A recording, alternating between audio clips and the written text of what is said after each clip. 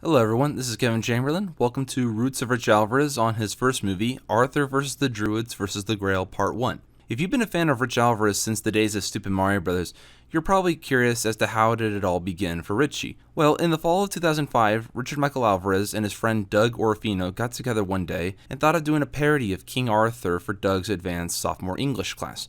Richie, by the way, was the TA for that very same class. This parody was mainly influenced by the classic Monty Python and the Holy Grail.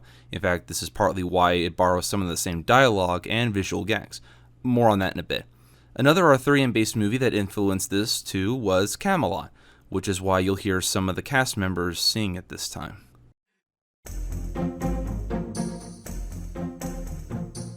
Camelot, to you alone I give my all. I know in my soul what you expect of me, and all that and more I shall be. Where are you? Where are you? Where are you, my heart's desire? I'm all alone, all by myself. There's no one here to guide me. I'm all alone. Oh, no, you're not. All by myself. Right beside you. There's no one here to guide me.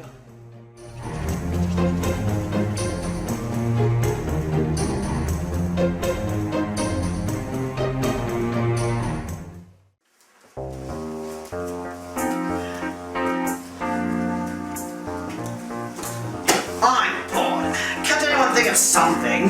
I can think of nothing, sire. Oh, shut up, Lancelot. You've been nothing but trouble. I had to put Guinevere to death because of you. Oh, right. Ooh, what if we went on a holy quest for a very expensive and overrated piece of dining ware? Well, that would never work. Why not? Because there is no such dining ware.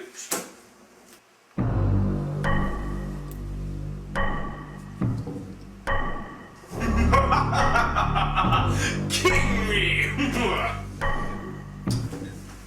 Oh, yes, there is. I see it before my very eyes right now. It's very expensive and highly overrated. It's the Holy Grail!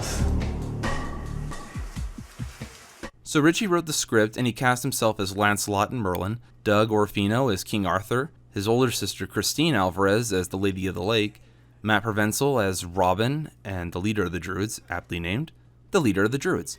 Oh, yes, definitely. Oh, you I definitely see the Holy Grail, my lord.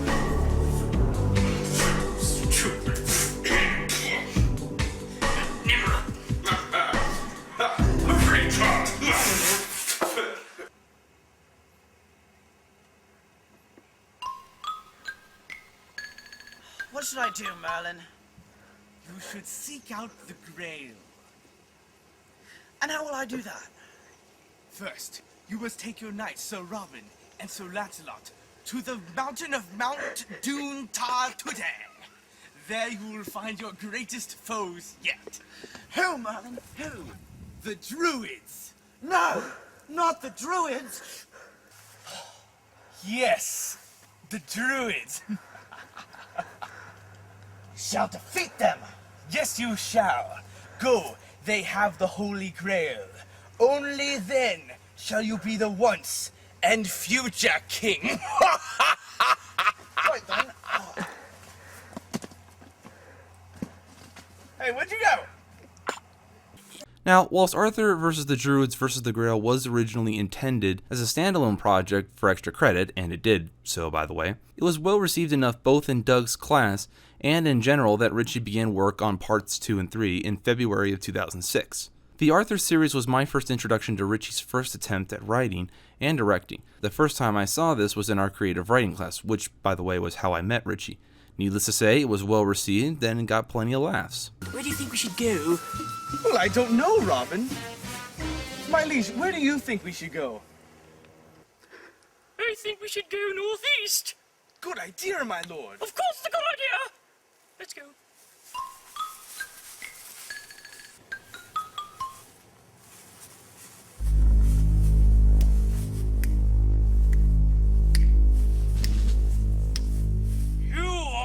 Green Dragon would wage war on us. Yes, as a matter of fact, I would, leader of the Druids. We know you have the Grail. If you give it to me now, you will avoid utter defeat by our hands, and both sides will leave unharmed. Except, Arthur, I have no intention of giving you the Grail. Well, in that case, stand by for attack! Ready, boys?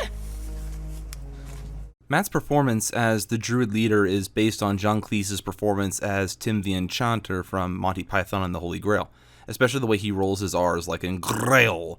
On that note, his performance as Robin is mainly based on Terry Jones' performance as Bedivere from the same movie, although in part 2 he kinda lapsed in that, but you'll see what I mean next time.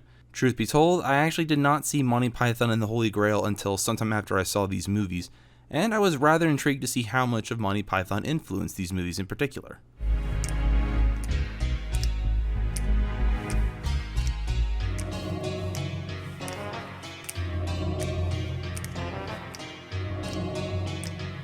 My God, there must be 150 of them! How will you defeat them? Pretty simple. Just take out the leader and they'll all run away. Oh, I see. It sure has gotten dark since we started filming this movie. Charge!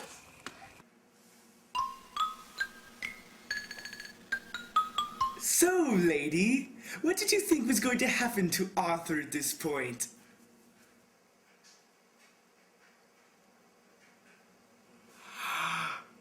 Well, there was a total eclipse in the sun, which made the atmosphere around Arthur and the Druid King dark. So, they found a place that made them brighter so that they were able to see each other so that they could kill each other. But as you see, me being the Lady of the Lake, I already knew that they were all going to die. Well, whatever happened to my part? I don't know. Well, that's all right, Merlin. I'm not really angry. But I would like to say one thing. This movie could have used better music.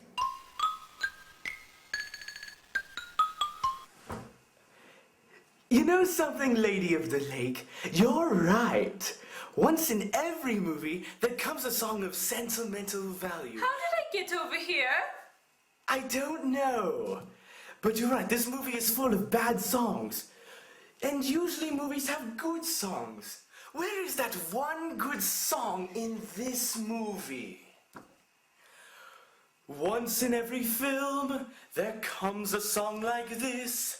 It starts off nice and low, then ends up with a kiss. Oh, where is the song that goes like this?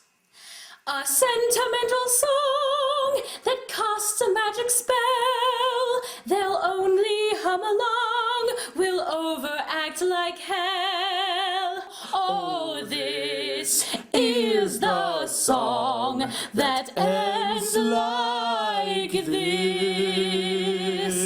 Oh, yes, it is. Oh, yes, it is.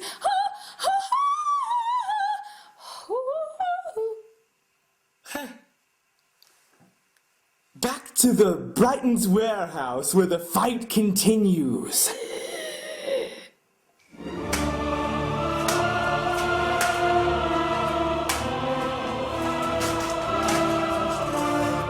You are beaten. Never! Your sword, my liege!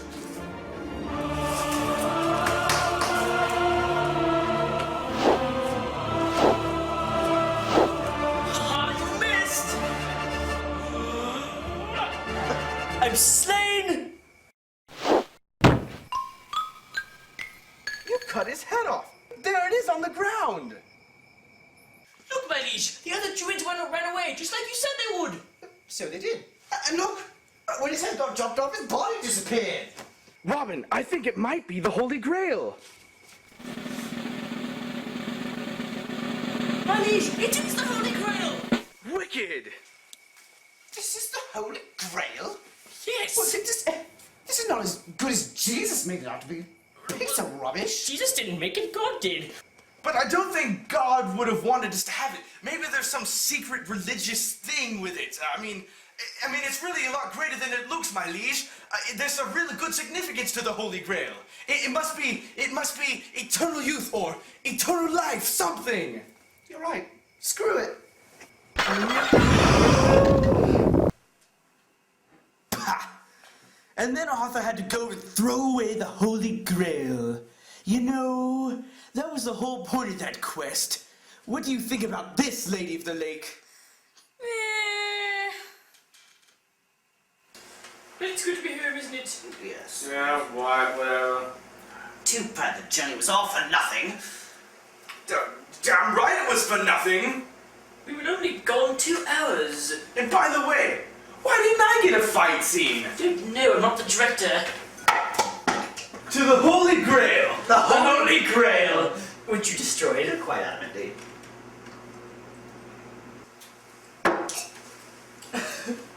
Sorry, my liege.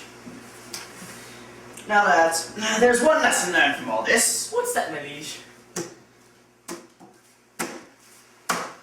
Always look on the bright side of life. Do do do do do.